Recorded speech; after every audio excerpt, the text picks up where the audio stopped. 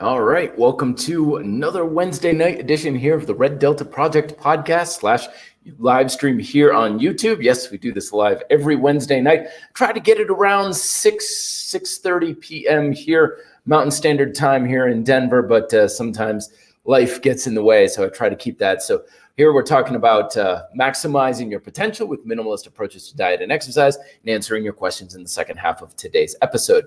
So today's episode, I'm talking about, the past couple episodes, we've been talking about why is it that some people can seemingly transform their physique and the majority of us don't. Like, contrary to popular belief, a lot of the rhetoric in our fitness culture, especially in marketing, right, is that diet and exercise are reliable ways to change the aesthetic appearance of the human body. But when you get into the real world, you find that's very rarely the case, but it does happen. So what we're looking at with these episodes is each week we're identifying, well, what's the difference between those of the haves and the have-nots in fitness? And and Justin just chimed in. He's like, genetics, maybe? I covered genetics in the past episode, genetics and luck, very much so. Yes, absolutely. Episode before that, I covered a multi-influential approach. So they're not just putting their eggs in one basket. They're not saying all I did was this one thing. It's many things that they do, and they build that up over time. And I also covered how everybody who ultimately gets much success, they kind of find their own path. They're creating their own programs. They find what works best for them. They're not trying to force themselves to follow a cookie cutter program.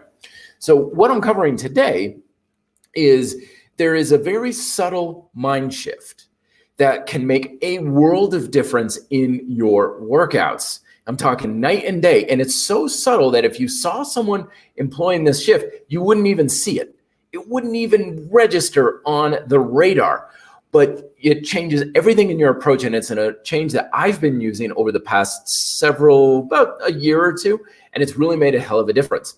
And the difference is the focus on either working hard or working productively and progressively. So let me give you a kind of a example of this. In the past, I used to have the strategy of I'm just going to work myself as hard as possible. I'm going to push myself to my limit. I'm going to go to failure. I'm going to run or ride my bike until I can't ride it anymore. And I'm just going to work as hard as possible. And this is a great strategy when you're just starting out, because when you're going from nothing to something, it works pretty well. But the problem is it plateaus very quickly, and it's an endless plateau. And now you're stuck because now you're caught working as hard as possible to just stay where you are. And this is why I often refer to it as the diet and exercise rat race, the dead end workout, the dead end diet. Those are two episodes that I came out with last week of how do you know you're in a dead end workout? How do you know you're in a dead end diet? Basically, you're just doomed to work your ass off for the rest of your life and not get any further than where you are now. And the way that you get out of this is you go from a hard work mindset to a productivity mindset. Now, make no mistake, you always need to work hard in order to be productive. I always say hard work is like gas or fuel in your fuel tank of your car, right? The further and faster you want to go in fitness and in life, the more you're going to need. There's no getting around that. However, just relying on the mindset of I'm going to work as hard as I can, I'm just going to do the reps until I can't lift them anymore, is like saying I'm just going to drive until I drain my tank and just hope I end up where I want to go. And you just run around, driving around in circles. Instead, those who are successful in getting to their destination are focused on just getting to the destination. They're not saying I'm just going to work hard. They're not saying I'm the hardest worker in the room or I cannot work anybody and you get what you put in and stuff. They understand that hard work is essential, but there's no promise whatsoever that hard work pays off, because those are two big myths that exist, especially in just the world we live in these days, but especially in fitness, is that hard work always pays off. Very often it does not pay off. You can work your ass off for years and not get very far. That's certainly been my case. And it's the case of most people I ever see in the gym. And the other myth is you get what you put in. And again, it's correlated. You put in more, you typically get more back, but it's not always the case. In fact, you're going to eventually reach a tipping point where you put more in, you're going to actually get less back. This is due to a law called hormesis. Hormesis is basically the understanding that a small dose of something produces the opposite effect of a large dose of that very same thing. And this is certainly true when it comes to diet and exercise. So yes, some degree of exercise can make you stronger and more fit, but too much of it can actually make you unfit and unhealthy and weaker and so on. So the same exact thing, but different results, completely 180-degree different results. So that's why the folks who have the best results, who you typically see is like, oh my gosh, it must be genetics, or they must be on steroids, or they must have some sort of luck. Yes, that all does play a role. But without exception, whenever I've run into these individuals and spend time with them, I've always noticed that they're much more focused on being progressive in their workouts. They're trying to do something better. They're not happy to just build a muscle pump. They're not happy to just work up a good sweat and burn a lot of calories. In fact, and sometimes they're even very unhappy if they haven't progressed. I've used to train some people who are like MMA fighters or BJJ guys back in the day, and I couldn't understand it because they would be doing pull-ups and they would fall short of their goal, like one pull-up, and they would be so incredibly angry with themselves. They would be pissed off. They'd be throwing little temper tantrums in the gym and stuff. I'm like, dude, chill out. Like, you still got a great workout. And they're like, it wasn't a good workout, because they don't care about working hard. They're like, what did I improve on today? Was I moving at a bigger range of motion? Did I get more weight, more reps, faster speed? What was better? And that's a big shift, because when you go from a productivity mindset, from a hard work mindset, everything changes in a big way. My entire approach to working out has a 100-degree difference now to it. And that's one of the reasons also why I'm basing a lot of questions that I'm getting too. If you've been watching some of my questions that I get and I'm fielding, like, should you work out when you're sore? Is 2 or 3 times a week better for working out? Is split or full body training better for you? Is it better to work out in the morning or the night? Whatever the question may be, the answer is always the same. Use whichever strategy allows you to be more productive in subsequent workouts. And don't just work hard, because there were times where my muscles were sore and I'd be like, I'm going to go do a workout because, damn it, this is going to be really hard. I'm going to totally challenge my muscles, and I'm going to be even more exhausted, and I'm going to get more of a pump, and I'm going to be even more sore the next day. And I'm just basing it off of how much suffering I can put myself through, right? But now it's like my muscles are sore and I'm kind of achy and I'm a little slower. So what are the chances I'm going to improve upon my previous workout? Pretty low, actually. Okay, in that case, no, I'm not going to work out. I might do some light activity to just kind of loosen up and stuff. But my goal now isn't to work hard. It's to do better than last time. And with that attitude, now you create more of that progressive functional demand from one workout to the next. Because the reality is, the amount of work and effort you put into a workout, for the most part, is always going to be the same. It's going to be level, right? I used to say this to people when they would do bike racing.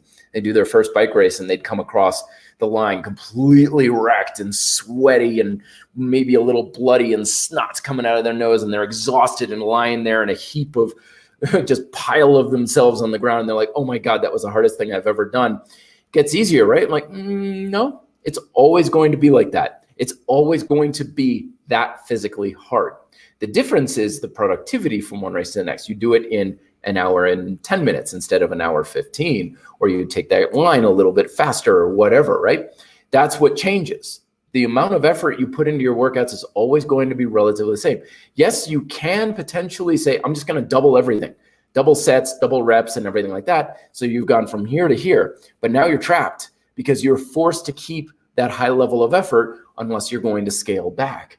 But we always want to be asking ourselves, is this making my workouts more productive? Am I performing at a higher level than I did last time? That's your barometer. If you can ask that of yourselves, you'll get the answers to every single question you're ever asking yourself about your workout. It's like, okay, I did this. Did my performance improve? Did my ability to do the exercises improve somehow? If yes, good, then it's a step in the right direction. If your performance starts to go down a little bit, I don't care how hard you're working. I don't care how much of a muscle pump you got or blood, sweat, and tears were spilled during the workout. It's not as productive, therefore not as effective. So now you're spending more and you're getting back less. So have a productivity mindset as opposed to that ball busting, I'm just going to outwork everyone in the room. Because if you were like in my office, I know like we have a lot of business vernacular around this kind of thing. Like, I'm the hardest person in the room. And like, if you're the hardest person in the room, you're probably going to be the first to get fired or laid off, because I don't want the hardest worker in the room. I want the best worker in the room. It's like, great, he did that project in 6 months. Can you do it in 6 weeks? If you can do it with less work, you're getting the raise, because I don't care who can work the hardest. I want someone who can step up and do the actual job better. And that's what we want to focus on with our workouts. So there's your tip of the day. Let's get right into some questions here. People coming right on through. Jake, oh, here's one. This is a loaded question. This is one of my most thumbed down videos of all times. Oops, sorry, just hit the wrong one. First, we'll start off. Morgan Robert. Sorry, I can't talk today. I'm off.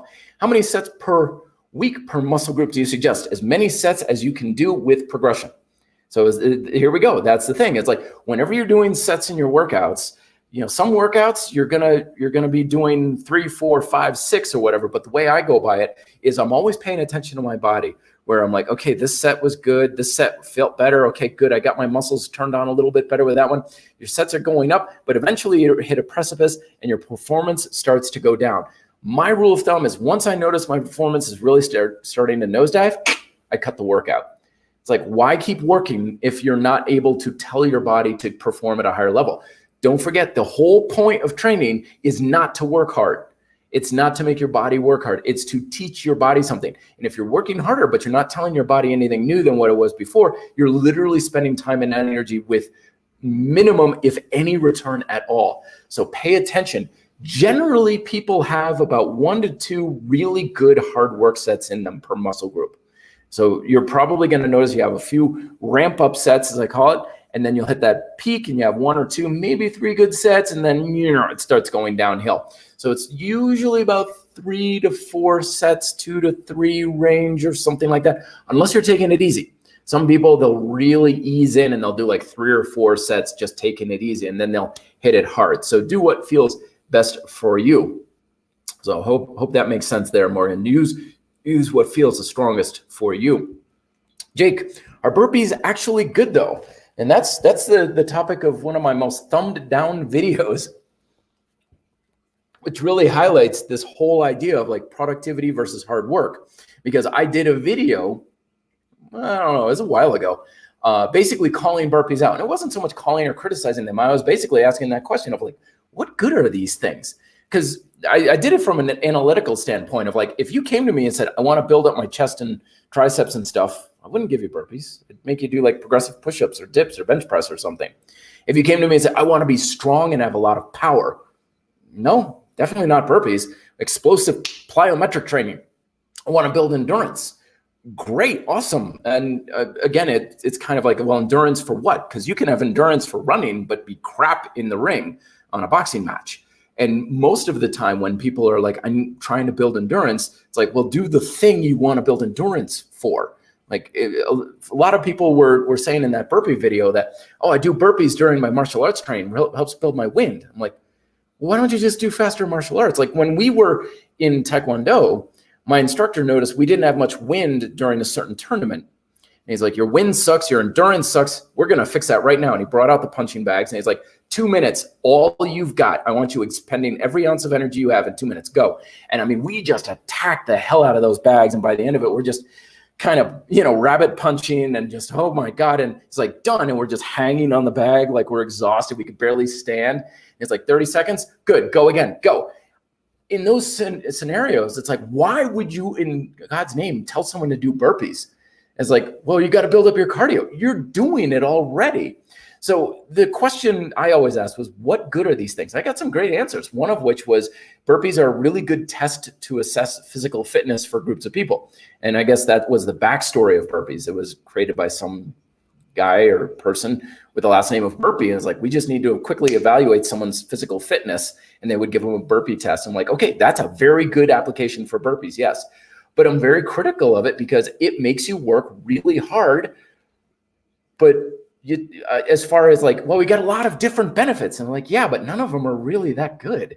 Like, I don't know anybody who's like, dude, burpees got me jacked, or dude, burpees helped me lose like tons of weight or anything. If you came to me with any goal, I can probably think of at least 5 other things that I would do other than burpees that are probably going to be better than that. So that's why I'm always critical of it. And that's why, again, we want to assess what we're doing. I don't care if it's hard.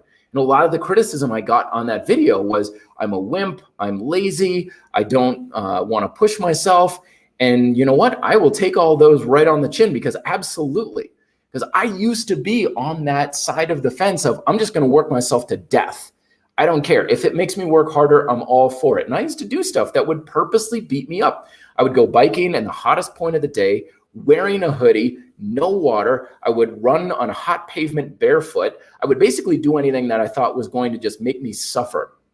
And at the time, I thought, this makes me a badass. Now I look back and I'm like, no, that makes you stupid, because putting in effort without assessing the outcome and the return on that effort is blind and foolish. It's just like investing of any other kind. You wouldn't just throw money into some investment you know nothing about and be like, yeah, as long as I throw money at the problem, it'll come back to me tenfold. And it's like, yeah, sure, Enron stock, yeah, well, whatever, my full life savings, I'll put it right in there. No, a smart investor says, okay, what do I expect from a return on this? What can I expect? Oh, your return is doubtful. No, I'm not investing in that. I'm not just going to work hard for the sake of working hard. It's the way to make sure that it's going to have a payoff, because there's no guarantee of payoff. Hard work has no promise at all that it's going to pay off. In fact, it mostly doesn't pay off. That's why people quit. If going to the gym and doing the workouts and doing the diets and stuff, if it paid off enough, people wouldn't quit it. But most people do, because it's not paying off. All right, I think I've beaten that horse to death. Let's see, more questions. Scipio, Cassius Scipio, I love the name. Progressive overload and metabolic stress are both drivers of hypertrophy. Absolutely. Is one better than the other? Should both be used within workouts, or should you focus on just one? I would say focus on the overload. And a lot of times people get misunderstood on what overload is. People often think that's lifting more weight. That is one thing, but there's also speed, time, tempo, range of motion. Basically, you're asking your muscles to step up somehow. That's what progressive overload is. So there's many different progressive overload. Now, the thing is, if you continue with focusing on progressive overload, that metabolic stress is going to come as an afterthought. It's going to just be a consequence of it, like the muscle pump and sweating during cardio and stuff like that. It's just going to be a byproduct. So yes, I think as long as you're pushing yourself to perform at a higher level, the metabolic stressors, the cellular breakdown and tearing, although it's less of a factor these days, science is saying, all the other stuff we're told is pretty important, will probably just come along for the ride anyway. So I wouldn't worry too much all about it. Oh, wow. Much love from Israel. Fantastic. I love reaching out to folks all over the place. That's one of the great things about it. It's all about reaching folks all over the world. That's one of the reasons why I like to do this. Because when I first started getting into this whole YouTube thing, like I was doing one-on-one training and stuff, and then I went to a conference and this guy had something called a flip camera. I mean, this is before, smartphones and stuff. It's like, oh yeah, you post one YouTube video in 5 minutes and you reach thousands of people. I'm like, oh dude, I'm all over that. That's fantastic. Let's see. Another question. I do 10 sets of dips, straight bar dips, lateral raises. It's 1 set, then 2 pull-ups. Outstanding. Fantastic. So is that 10 sets of dips, then straight bar dips, then lateral raises? I would say you're probably going to get more of a return on your effort if you pick one of those dips. So do the regular dips in this workout, and then straight bar dips in the next workout. One of the biggest mistakes I think that people make when it comes especially to calisthenics is they'll do lots of exercises that aren't different enough to be worth the extra effort. Sometimes you see this where a guy will go to one of these fancy pull-up bars and they'll have all these different grips, and they'll use like every single grip for a lot of different versions. I'm like, dude, just pick 1 or 2 and just rock it out. Because when you make small changes and differences, there's not enough of a different stimulus. Meanwhile, your cost of effort is exponentially going higher and higher and higher and higher. You're diluting the intensity. So my rule of thumb is if you do another exercise for the same tension chain, make it as different as possible. So if it's bilateral, go to unilateral. So 2 arms to 1 arms. Change the angle. If it's overhead, go to horizontal. Horizontal, go to overhead. Maybe change the speed. So you go from really slow to really fast. Make it really different. That way you're getting as much of an additional stimulus for the additional work that you're doing.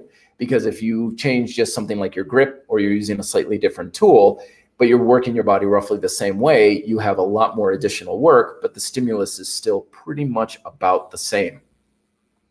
Next question. Does all that apply to someone looking to build muscular endurance or add repetitions? This is a funny one. Like adding repetitions, I would first question, like, why are we adding so many reps? And I think this happens a lot in calisthenics too. There's a pride with volume. Like I do hundreds of this and hundreds of that and thousands of this. And I would say, yeah, muscular endurance, if you came to me and said, I want to build muscular endurance, I would push the timing on that.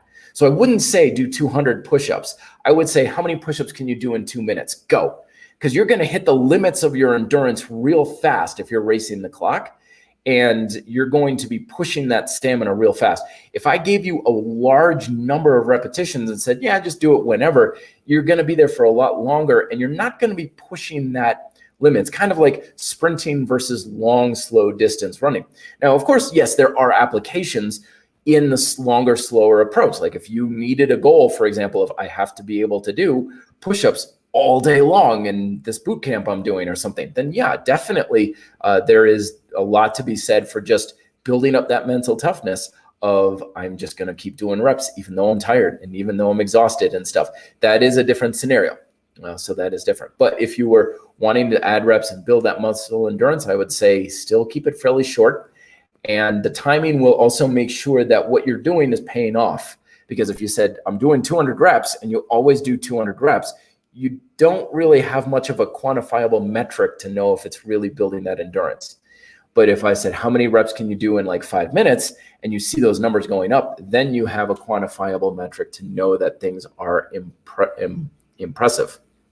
Chris, good question. Should you work out when sick? This is a very interesting one. For the basic premise of what I was talking about earlier is no. Like, are you going to be able to work out and improve what you're telling your body from when you're healthy? Probably not. Okay, so probably not. However, there is something to be said for just getting the blood flowing.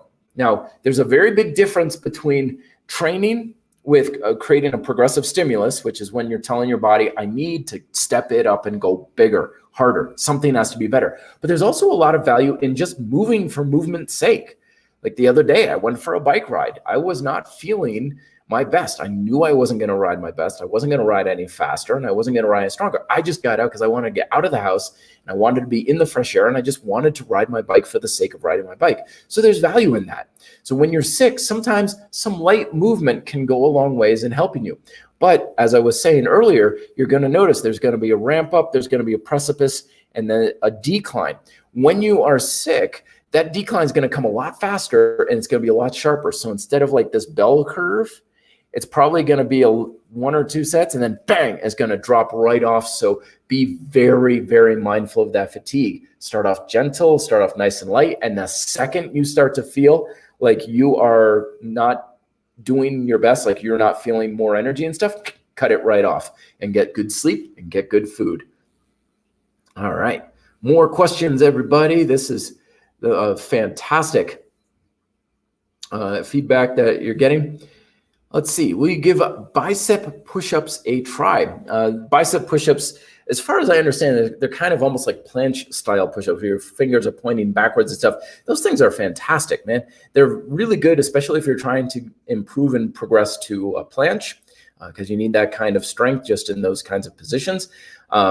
They're a fun toy to play with. Really good also if you are struggling with scapular stability during push-ups. A lot of times people have a little bit of a hunch in their shoulders. They're not really packing their shoulders very well. Having the hands upside down in a supine position helps learn how to keep those shoulders down and back. This is also why I like RTO push-ups or ring turned out push-ups, especially on suspension trainers, because once you get those shoulders packed down and back, then you really feel like, oh my gosh, this is so much easier on my joints and way harder on my chest. This is fantastic. So I'll give them a try, sure, but it's never been huge on my priority. I thank you for the suggestion there, Jay, on another level. 3-head fish, fantastic. Can I build muscle with only dips and chin-ups? Abso-frickin-lutely.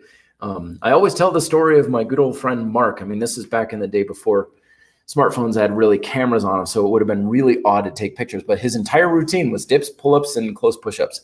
That was it. And he was built like a professional bodybuilder. No joke, no exaggeration. From the waist up anyway. From the waist down, that was a different story. He did them weighted for much of the time. He would do sets and just cycle through them. Dips, push-ups, pull-ups, dips, push-ups, pull-ups, neutral grip on the pull-ups. And he'd put on a 40-pound weight vest and he'd just go through them. Then he'd take that off, put on a 60-pound weight vest and go through them. Then he'd put the 40 on the 60. So he's got 100 additional pounds. Big range of motion. He'd make it look easy. So remember, you don't need a lot of different exercises. Basic movement patterns are what we have. Push, pull, squat. That's all you need. All exercises are just variations thereof. So that's why we don't need a whole lot of different exercises.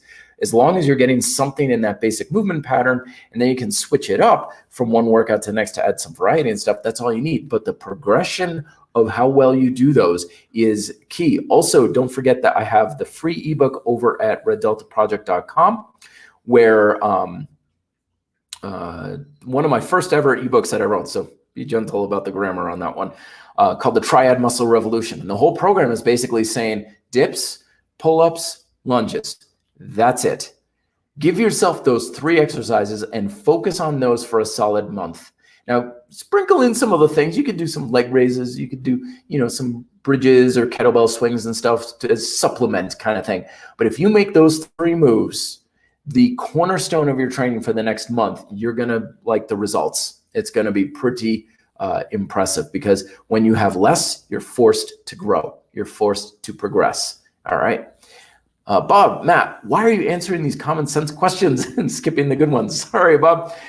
So for those who don't know, I use a service here called StreamYard, because, man, these streaming sessions, it took me, I'm not joking, 6 weeks to learn how to stream on YouTube. It's like, why can't someone just make a button, you push it and you do it? So, and one of the things about it is it gives you the questions, but it's in a constant like Twitter feed. So they go past me, and sometimes it's like catching fish in a river. It's like, oh, there it goes. Oh, there it goes right by me. So I do always apologize if I'm missing anything. And some people, they'll ask the same question several times. Please do that. Keep doing that, because if I don't see it, I don't mean to skip over anybody, but it's because it's literally streaming past me. I don't catch it. Henry Reed, any relation to Andre Reed by chance? From the Buffalo Bills in the 90s? I had to ask. Hey, Matt, can I do 2 by 20 close push-ups, 2 by 20 of uneven push-ups, both sides, B-ball, but cannot even muster 1/2 one-arm push-up? Yeah, I know that's a tough one on convict conditioning. The thing is, unilateral and one-arm push-ups are a real bear. And part of the reason is because of scapular control and tension in the delts and stuff. So that is a big sticking point for a lot of people in convict conditioning. Huge. That's why I'm a big fan of trying to do like one-arm push-ups on an elevated surface, like a countertop, or suspension rings work really well too, or a suspension trainer. Do one-arm push-up, because what that does is it gives you that one-arm feeling, but it also teaches you stability without too much resistance, because when you're on the floor, you're max resistance, right? So do it in an incline and go with a full range of motion incline. So we're basically, all we're doing is we're just creating a progression and regression in different ways. It's like the 9 elements from my book, Smart Bodyweight Training. There's a million different ways you can break up any technique and progress and regress it in several different factors. So if you're having trouble with a technique, chances are something needs to be addressed that's not quite being addressed in that approach. So just try a different approach. Always remember that even Paul Wade talks about how convict conditioning is not a dogmatic system. It's not to be necessarily done by the book. It's an approach. And if you read some of his later works too, like CMAS and stuff, he'll be like, okay, great, here's a different workout. And it's very different and stuff. So as long as we have the progressive calisthenics approach, and we're using that kind of idea behind it, then we're still on the same path. So hopefully that makes some sense there. The progressions there in convict conditioning. And yeah, it's a challenge to do single arm just because your arm sticks to your side. It's not quite like the single leg squats are easier because your hips are much closer together, your hip sockets, but your shoulders are wider. So really takes a whole lot back. So Henry Reed, no relation to underrated. Sorry about that. Too bad. No problem though. Very good. I always it's funny how sports stars, like you pick up on names like that, and it's like, oh, you hear it over the din of a crowd at a party, and it's like, oh, hello. Let's see, more questions for someone who's still a beginner. How to start adding isolations exercises for smaller muscle groups like biceps, triceps, delts. How many sets? How often would you advise? Now, a couple of different ways you can do this, but the way I recommend is one is get yourself a set of suspension straps. That's one of the reasons why I love them, is because you can mimic practically any free weight or weight machine bodybuilding style exercise you'd find in a gym. Flies, tricep extensions, bicep curls, hamstring curls. Basically, if there's a machine or a free weight exercise for isolating an area, you can do the same thing with body weight with suspension straps. Check out the NOSC trainer. I've got reviews all over the YouTube channel. I also have stuff on the reddeltaproject.com about NOSC and stuff. Those who I recommend, very high quality, very, very affordable prices. But the way I would do it is with grind style calisthenics is you got your 4 phases, right? You got your tension phase, stability phase, you got your grind phase, which is compound movement, big and heavy, right? But then you have your finisher phase. In your finisher phase, at the end of the workout is where you put the isolation exercises. So if you're doing, for example, your pull chain, so I would do heavy rows or pull-ups, right? And then at the end, I would do some rear delt flies and bicep curls off of suspension straps. They're going to be set up roughly the same for both. So I do a set of curls, set of flies, set of curls, set of flies, done. It's towards the end of the workout. You're already pretty smoked. Not going to take a whole lot to get a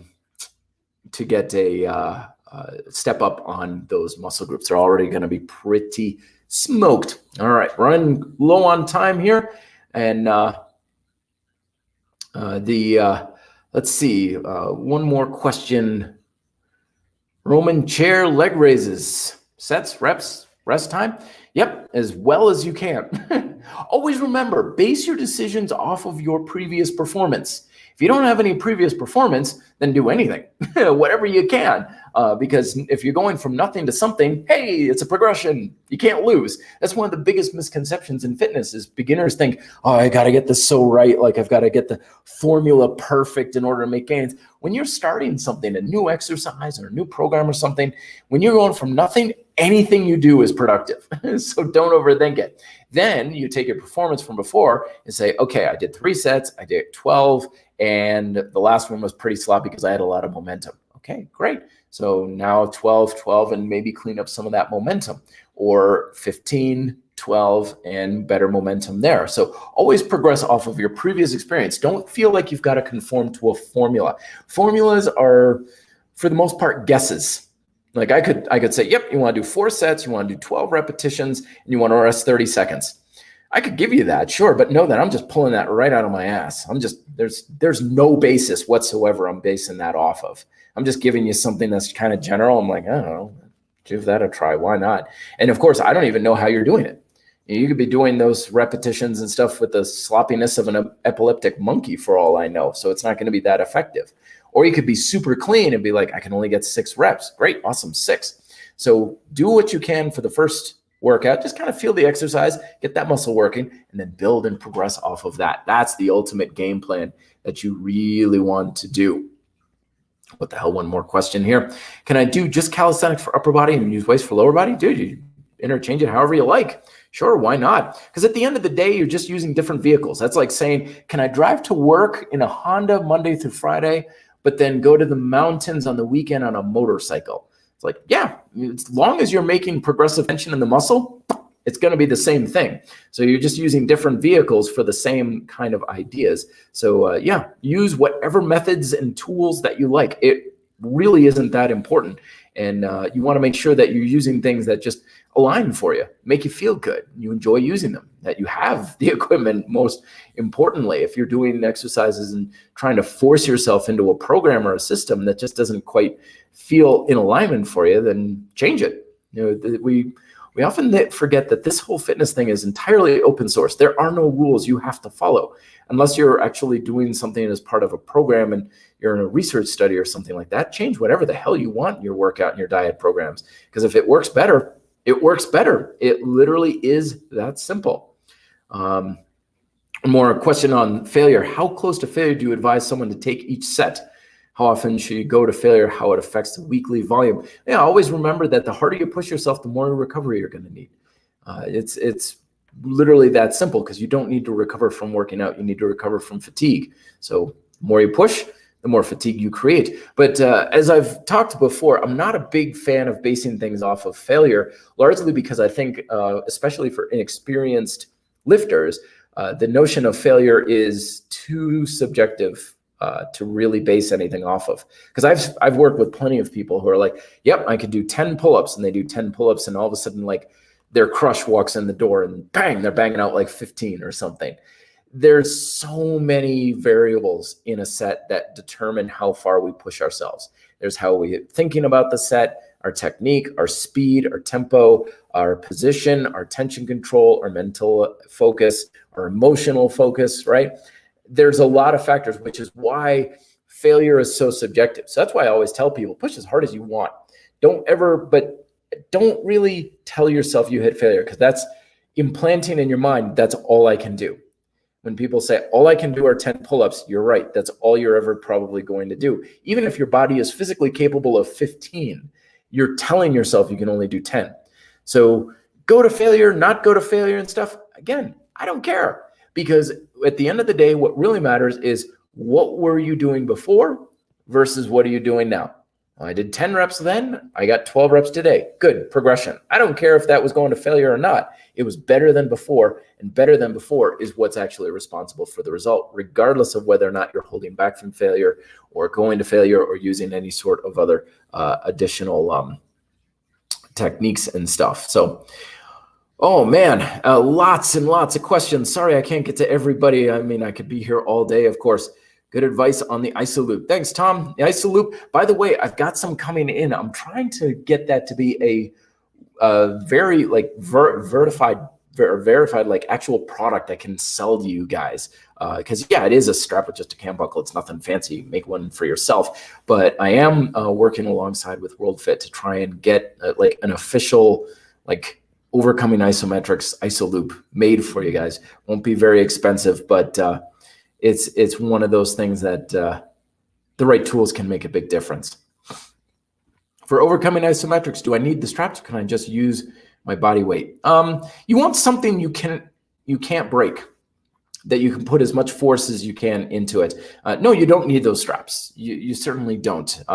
But if you're just holding yourself and there's a finite level of resistance, that's a yielding isometric, not an overcoming isometric. And that's going to be relatively limited. And it's not going to be ineffective. It's still going to work great. It's just a different approach. So definitely try to get some straps, try to get an iso loop if you can. I mean, these things are not terribly expensive. You can use gymnastic ring straps. I've seen people use suspension trainers, towels work pretty well, and so on. So be creative, but you want to be able to push as hard as possible without moving. And that's what's going to maximize those repetitions. All right. So last question. Okay. Promise this is the last question. It's just one right after the other. Is it possible to get big legs just by doing bodyweight squats? No, that's what I've been doing. My legs are bigger than they've been ever. And I've got more. And keep in mind that the squat is a great move, but I would use it as just one part of the arsenal. For me personally, if you really want to build up your thighs, suspension hamstring curls and sissy squats, those are your best friends. Those are the easiest exercises to build up your legs with. Period. I'm talking even more than weighted variants, because they will nail the hell out of your thigh muscles to oblivion and beyond and make them work really hard. So it's always about how easily can you work the muscle really hard. And sissy squats and hamstring curls on the suspension trainer. Those are by far the easiest time I've ever had to work my thigh muscles in any modality I've ever used. And include overcoming isometrics. Overcoming isometric lunges are extremely effective. Just by doing bodyweight squats, I don't know many people who get big legs just by doing squats of any kind. And that includes weighted. I've known tons of guys who do heavy back squats. I used to train a guy who was like, I want to get to 315 on my back squat for 5 reps. And we did it in relatively short period of time. The guy was an animal. And he went from 225 for 1 rep to 315 for 5.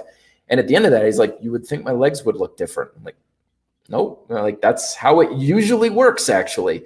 Believe it or not, increasing that much weight and that much strength and not having anything visual to show for it is actually normal. That's usually what happens. That's why I'm always a big fan of, yes, the compound moves are great, but don't shy away from the stuff. If you do, let me put it this way. If you do sissy squats and your quads are on mother effing fire the next day, but you don't get that with squats, the sissy squats are going to be better for you. Whatever makes your muscles work harder is going to be best, period. So take that to the bank, use it however you like. So, all right. Michael with his endorsement of the squat. Hey, if Michael says they're good, then go do your squats, everybody. Comb your hair, drink your milk. That's the order of the day. So, all right. Thank you, everybody, once again for watching. I really do appreciate you being on the stream again. Next week, same time-ish, same channel here and stuff. I'll be answering your questions and talking about why the logical side of everything in fitness is important, but why we cannot science our way to great results all the time. And there's another factor that is almost always ignored, but may make or break your results in all respects. So I'll leave you hanging on that one. I'll talk to you guys next week. Thank you again so much. Be fit, live free.